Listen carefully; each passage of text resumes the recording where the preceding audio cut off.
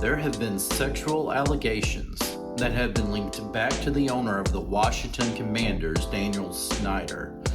There have been allegations of tampering with the financials, cooking the books, so to speak, in order to pull a fast one over the NFL while maintaining the innocence in the eyes of the IRS.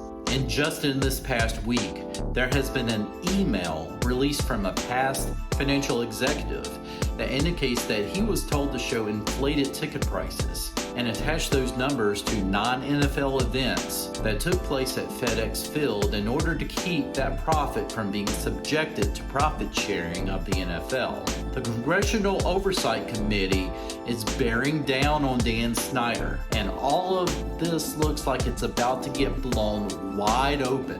But will it be enough to force Dan Snyder out of ownership? Most of us longtime football fans of Washington want nothing more than to see Snyder kicked out of town, but it seems whenever Snyder is faced with a challenge that could possibly endanger his ownership of the team, he finds some way of surviving, even with his recent suspensions from day-to-day operations. And Roger Goodell coming out and saying that Dan Snyder continues to be indefinitely suspended. A Washington Post article has come out to say, well, you know what? That's not quite true. And they suggest that, in fact, Dan Snyder has regained day-to-day operations of the Washington Commanders. After all, who's to say that he has to operate from his office in Ashburn? He could probably operate from his yacht. If he truly wanted to, right? What are the next steps in this journey to oust Dan Snyder from the NFL? Well, most certainly, there needs to be former charges brought against Snyder, and there has to be evidence that is more substantial to change ownership. We have already seen that Roger Goodell is not eager to oust Dan Snyder from Washington, but why? What does he have on him? Or is it that us as fans are so biased and so prejudiced against Dan Snyder that maybe we're just having those prejudice and bias stand in the way of maybe common sense? Of course, if we're going to talk about common sense would tell you that if there are multiple women coming forward and claiming sexual harassment against the owner, knowing that there's been a proven history of such actions within the organization, that would be enough to trigger a short leash. But in this world, it isn't always crimes like sexual harassment that get someone banned. At least not the perceived bad guys. No. Oftentimes it's money, and it's the money, and it's what they do with it. And in this case, Dan Snyder is keeping profits that are supposed to go to the NFL, profits that are supposed to go in the pockets of the other billion-dollar NFL owners. And in the eyes of those owners, that is an indefensible crime. Then again, we can look at the attendance records here at FedEx Field and, in the past several seasons, and, we can also look at what money is probably owed from those ticket sales, and it can't be a whole lot because we have seen a lot of empty seats there at FedEx. But then again, it's not just about the money owed to the NFL. There's also talk about money that was supposed to be given to the ticket holders. Now, it's money that was supposedly put down as deposits, refundable deposits, that's supposed to be given to season ticket holders that was never returned for one reason or another. So not only is Dan Snyder cheating the other NFL billionaire owners, he's also cheating his own fans. And out of $5 million is what we've heard. The media is hounding Snyder like crazy. Congress is hounding Snyder like crazy. His own Washington football team fans is hounding him like crazy. You would think that with all of this surrounding Dan Snyder, he would just say, you know what? I throw up my hands. Enough is enough. I've had it. I'm selling the team. I'm going to take those billions. I'm going to, go off to my yacht. I'm going to just live my best life. and be done with it, right? That's not how billionaires think. Because here's the thing, it's not about the money with these billionaires. It's often about the power. And as long as Dan Snyder is the owner of the Washington Commanders, he has the power. However, all of this is starting to really affect Snyder's bid for a brand new football stadium. A couple of months back, Virginia had offered a bid of $1 billion. Now, since then, Virginia has kind of walked that bid back, and they have cut that down to a bid offer of $350 million.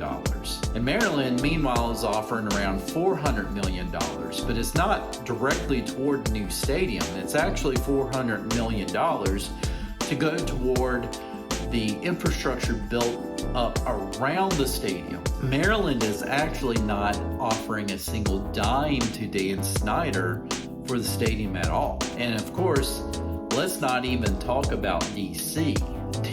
DC really doesn't have anything to offer. I mean, they just don't.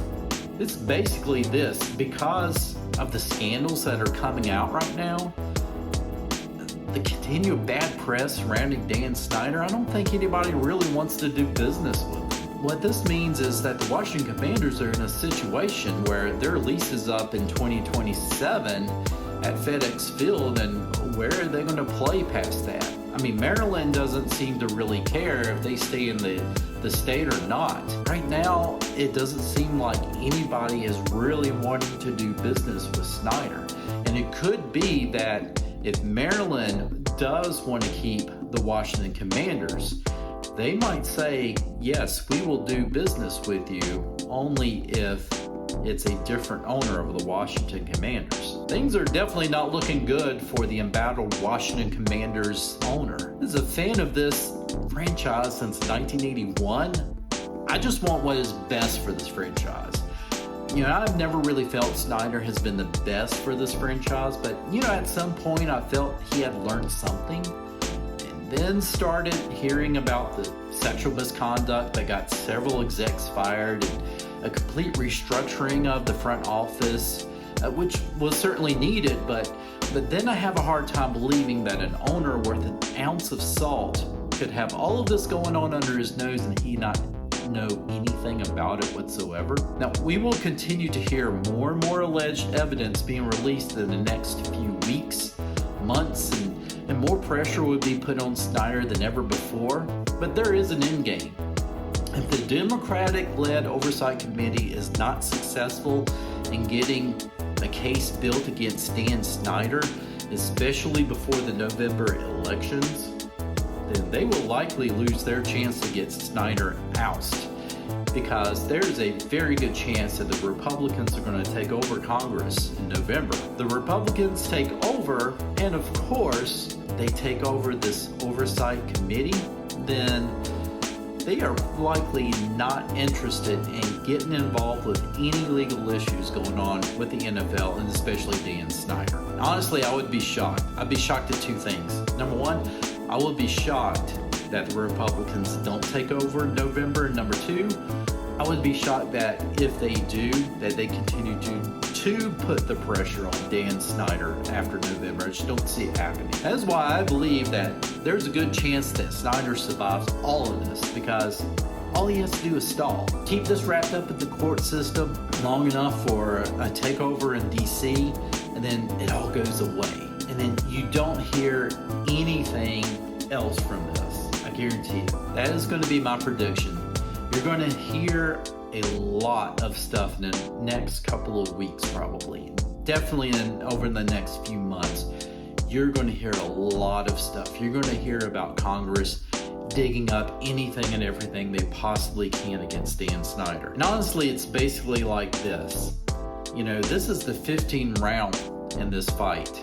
Congress right now, they are just throwing their haymakers at Dan Snyder the best they can.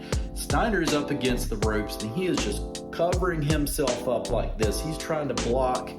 He's doing the best he can to stall until that final bell, until the final seconds click down, and then once that he's able to survive that 15th round, he basically survives the fight. Because if he can survive this fight and he can survive November, then the pressure is likely off of him in the foreseeable future. Hey, if you want to support the Washington Football Maniacs channel, you can do so by subscribing. And when you do that, please consider hitting the notification bell so you'll never miss another video release from this channel. You can also support this channel by becoming a Patreon member.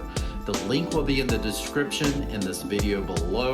Thank you all. Let's go Maniacs.